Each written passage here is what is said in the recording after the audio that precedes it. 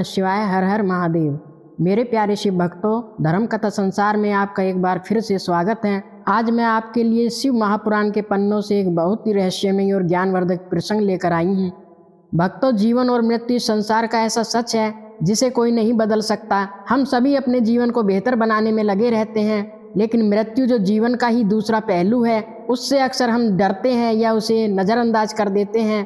परंतु यह जानना महत्वपूर्ण है कि हमारे भोलेनाथ, जो स्वयं महाकाल हैं, उन्होंने मृत्यु के आने से पहले मिलने वाले संकेतों के बारे में विस्तार से बताया है। इन संकेतों को जानना हमें भयभीत करने के लिए नहीं है, बल्कि हमें समझाता है कि जीवन में भक्ति और प्रभु के चरणों में समर्पण कैसे हमारे अंत समय को भी दिव्य बना सकता है।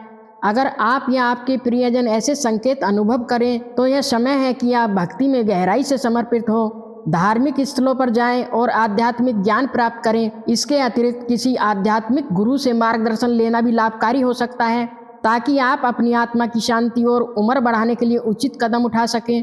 भक्तों, आज की कथा हमें ले चलेगी उस पावन कैलाश पर्वत पर, जहां जगत जननी मां पार्वती ने भगवान शिव से यह प्रश्न पूछा जो हर जीव के मन में होता है। यह कथा उमा संहिता के अंतर्गत आती है, जिसे सनत कुमार जी ने व्यास जी को सुनाया था। तो चलिए भक्तों, अपने मन को शांत करें, आंखें बंद करें और भगवान शिव के चरणों में बैठकर इस दिव्य संवाद का आनंद लें। प्रेम से बोलिए हर हर महादेव।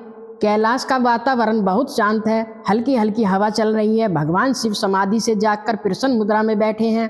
उसी समय माता पार्वती, जो पूरे जगत की माता हैं, विमरता से प्रणाम करके भगवान शिव के पास आती हैं। सनत कुमार जी बताते हैं कि पहले पार्वती जी ने भगवान शिव से कई दिव्य कथाएं सुनी। उन्होंने शिव जी की पूजा की विधियां और मंत्रों का ज्ञान भी प्राप्त किया। सब कुछ जानने के बाद भी माँ के मन में एक सवाल बाकी रह गया था, और वह था काल चक्र के बारे में।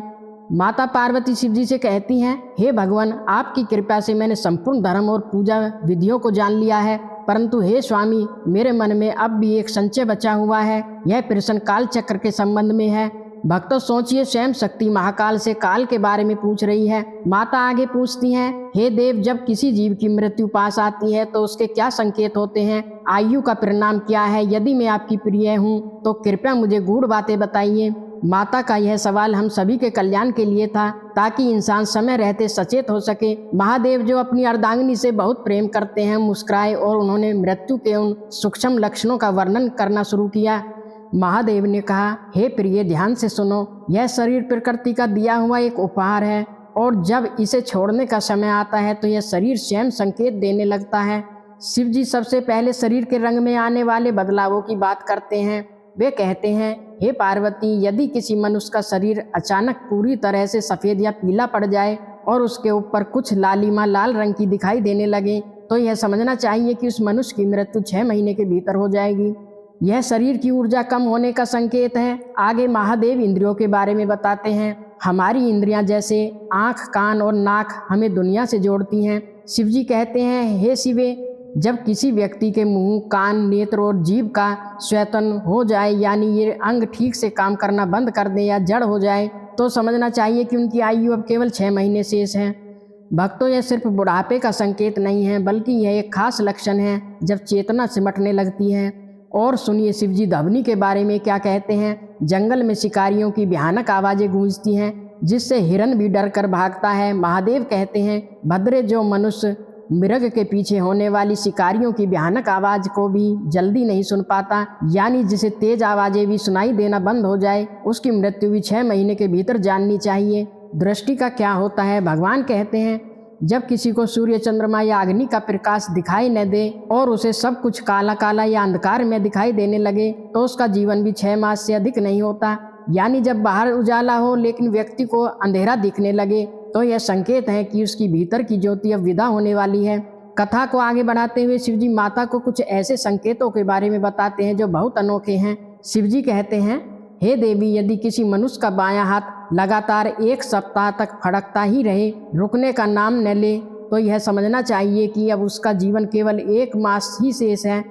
हमारे शरीर में रसों का सूखना भी मृत्यु का एक बड़ा लक्षण है। महादेव समझाते हैं, जब सारे अंगों में अंगड़ाई आने लगे और मुंह का तालू सूखने लगे, तो वह मनुष्य 1 महीने तक ही जीवित रहता है, इसमें कोई संशय नहीं है।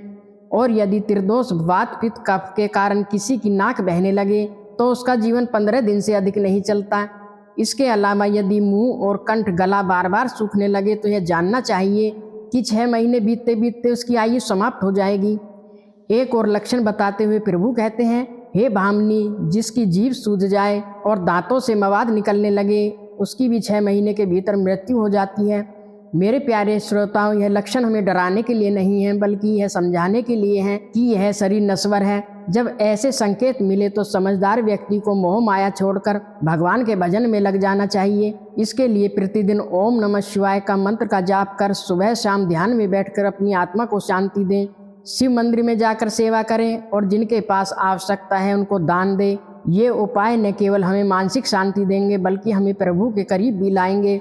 आज के व्यस्त जीवन में आप सुबह की शुरुआत ध्यान और ओम नमः शिवाय के जाप के साथ कर सकते हैं, जो दिन भर की चुनौतियों के लिए मानसिक स्पष्टता और शांति प्रदान करेगा। शाम को एक छोटा सा समय निकालकर परिवार के साथ मिलकर भजन गाना न केवल परिवार को जोड़ेगा बल्कि बच्चों में नैतिक मूल्यों को भी सुदृढ़ करेगा। ये प्रथाएं पुराने ज्ञान को भी आधुनिक जीवन शैली में सहजता से शामिल करने का मार्ग दिखाती है।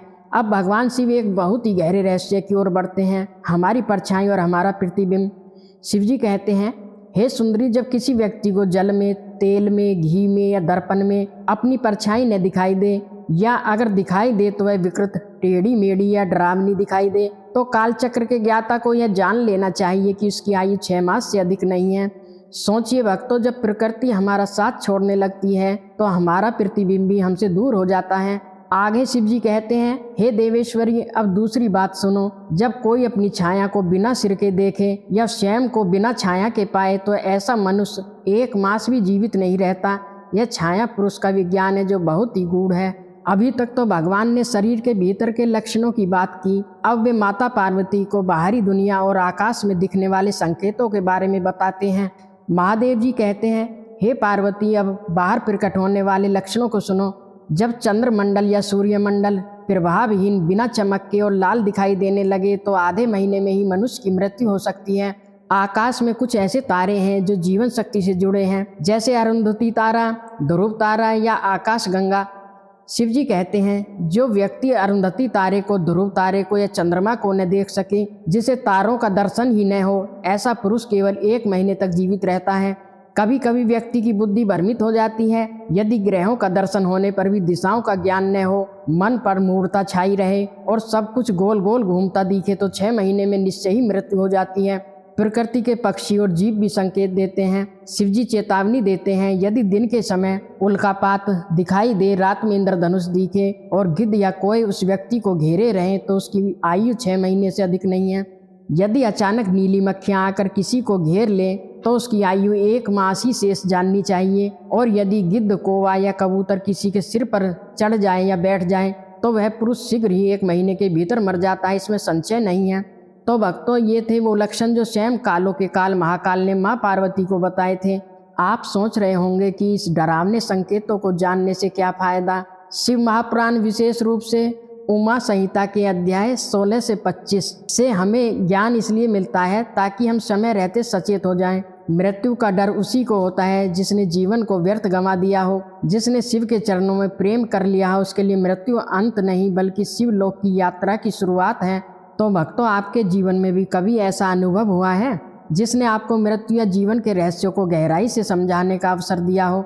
कृपया अपनी विचारधारा या अनुभव को टिप्पणियों में साझा करें। इस तरह की कहानियां न केवल हमारे हृदय को स्पर्श करती हैं बल्कि हमें समुदाय के रूप में एकजुट करती हैं। अगर किसी को ऐसे संकेत दिखे तो घबराना नहीं चाहिए, बल्कि संसार की आसक्ति छोड़कर दान पुण्य करें और ओम नमः शिवाय के मंत्र का सहारा ले, क्योंकि अंत समय में प्रभु का नाम ही आत्मा का सच्चा साथी होता है। भक्तों, आशा है कि आज की यह कथा आपके जीवन में भक्ति का प्रकाश फैलाएगी। भगवान शिव हम सब पर अपनी कृपा बनाए रखें। अगले भाग में हम जानेंगे कि मृत्यु के बाद आत्मा की क्या गति होती है। हम इस पर चर्चा करेंगे कि किस प्रकार आत्मा भौतिक शरीर को छोड़ने के बाद परमेश्वर के पास अपनी यात्रा शुरू करती है और इसे किस किस अनुभव से गुजरना पड़ता है। उन दिव्य पथों और ज्ञान के रहस्यों को भी उजागर किया जाएगा जो एक सच्चा भक्त समझ सकता है। अगर आप यह कथा सुनना चाहते हैं तो कमेंट में हर हर महादेव जरूर लिखें और सुनिश्चित करें कि आपको सूचनाएं मिलती रहें। चैनल को सब्सक्राइब करना न भूलें। बीच चर्चा में हमने काल और जीव के गूढ़ रहस्यों को समझने की कोशिश की। क्या आपको भी कभी ऐसा संकेत मिला है? जिसने आपको जीवन के असली मायने समझाने पर मजबूर कर दिया हो, कृपया नीचे टिप्पणी करें और अपना अनुभव साझा करें। अगली कथा में फिर मिलेंगे। जय शिव शंकर, जय भोलेनाथ।